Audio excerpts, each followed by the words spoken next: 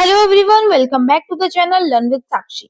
In today's video, we will understand what is grep command in Linux. So, firstly, we need to understand that grep is used to searches for text or pattern inside any file. Syntax is grep, multiple options here, pattern which we want to search and the file name. For example, grep Linux file.txt search करेगा Linux जहाँ पे भी हमारा word होगा with capital L. If we use hyphen I, then capital L हो या small L हो, Linux जहां भी होगा वो सर्च करेगा. ऐसे ही हमारे पास मल्टीपल ऑप्शंस होते हैं. सो स्टार्ट करते हैं फिर प्रैक्टिकल एग्जांपल से. Firstly I am going to create a directory in which I am going to run all the commands. First we will prepare some sample files to practice grep. So इस time मैं अपने test grep folder के अंदर हूँ और इस folder के अंदर अब मैं एक फाइल क्रिएट कर रही हूँ file.txt और इस file.txt के अंदर कुछ सैंपल डाटा लिख रही हूँ. इसी सैंपल डाटा पे हम अपनी कमांड सर्च करेंगे, कुछ पैटर्न सर्च करेंगे. उसी तरह हम सारी कमांड्स को प्रैक्टिस करेंगे. मैंने अपनी फाइल क्रिएट कर ली है, इसके अंदर कुछ रैंडम टेक्स्ट लिख दिया है. अब मैं क्रिएट करूंगी दूसरी फाइल notes.txt जिसमें मैं कुछ डाटा लिख रही हूँ.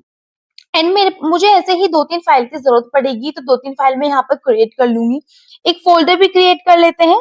लॉग्स फोल्डर क्रिएट किया है मैंने और app.log मैंने उसके अंदर एक फाइल क्रिएट की है. इसी फाइल के अंदर अपना कुछ मैंने डाटा इंसर्ट कर दिया है. अब मेरे पास 3 फाइल है, file.txt, notes.txt एंड एक फोल्डर है logs जिसके अंदर app.log मेरे पास एक फाइल है. सो ls कमांड से मैं आपको तीनों चीज दिखा रही हूँ. 2 फाइल्स हैं, एक फोल्डर है.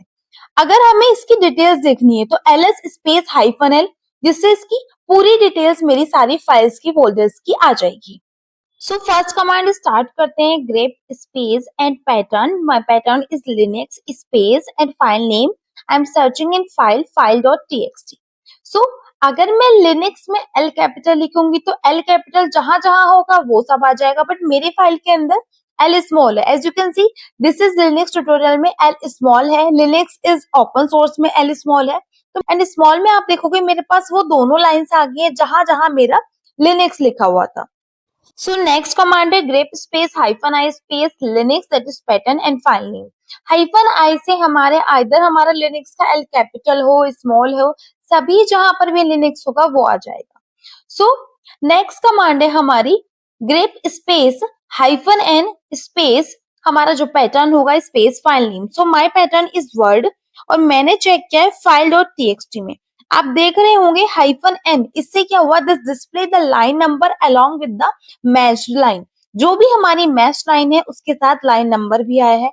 So the next command is grep space hyphen r and the pattern. It will searches inside all the nested files and the folders.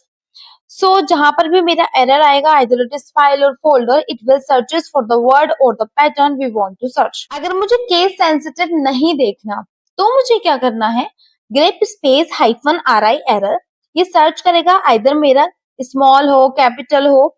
सो जैसे कि एरर मैंने सर्च किया तो स्मॉल ई कैपिटल ई जहां पर भी आ रहा था, एरर वर्ड मेरा जहां भी आया उस सभी जगह इसने सर्च किया है.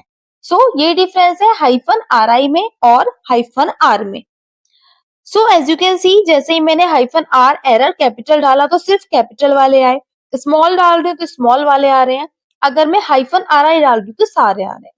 सो नेक्स्ट कमांड है हमारी ग्रेप स्पेस हाइफन सी पैटर्न और हमारी फाइल का name. This show how many lines matched, कितनी हमारी लाइन मैच हो रही है. जैसे मैंने लिनक्स सर्च किया तो मेरी 2 लाइन मैच हुई थी, इसने मुझे काउंट दी है उसकी. सो हाइफन सी इज काउंट, जितनी मेरी काउंट होगी उस वर्ड की उस पैटर्न की. सो मैं कुछ वर्ड्स क्रिएट कर रही हूँ इको स्पेस हाइफन ई जिससे क्या होगा कैट स्लैश लगा, जहां जहां स्लैश एन लिखा है वो सारे वर्ड मेरे नेक्स्ट लाइन में काउंट होंगे. जैसे कैट फर्स्ट लाइन में, सेकंड में कॉन्कैटिनेट, थर्ड में मेरा कैट एप्पल.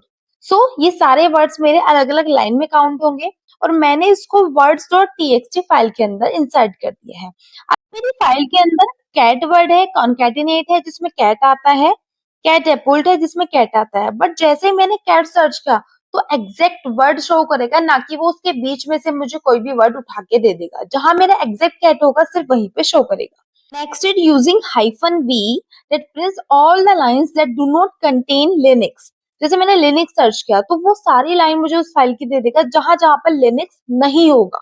सो उसके लिए हम यूज करेंगे -v। जैसे इन 3 लाइन में मेरा लिनक्स नहीं है। अगर हम चेक करें मेरे पास 5 लाइन्स है, 2 लाइन्स के अंदर लिनक्स है, बाकी 3 लाइन के अंदर लिनक्स नहीं है। तो -v ने क्या किया, मुझे वो सारी लाइन्स रिटर्न कर दी जिसके अंदर मेरा लिनक्स नहीं लिखा हुआ है। Next is grep space -n space a1 error and file dot txt।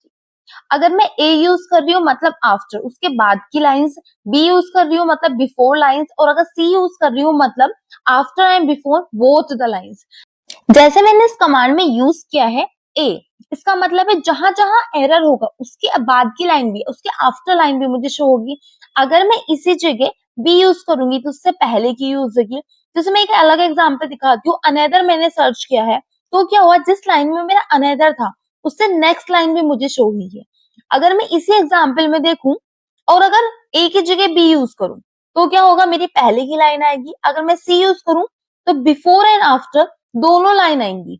जैसे मैंने एरर सर्च किया, अब मुझे एरर लाइन से पहली वाली लाइन भी आनी चाहिए और बाद वाली लाइन भी आनी चाहिए।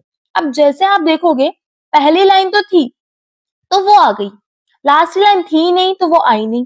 सो मैं उसके लिए दूसरा एग्जाम्पल देखती हूँ। जैसे मैंने फेल्ड सर्च किया, अब फेल्ड मेरा बीच में आ रहा है, उससे पहले की लाइन भी दिखी है, उसके बाद की लाइन भी दिखी है। मैं फाइल भी दिखा देती हूँ आपको।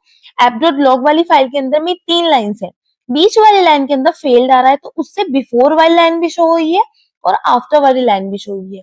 तो next command is grep space -e apple, हमने लगाया बनाना, इन दोनों के बीच में हमने और का साइन यूज किया है।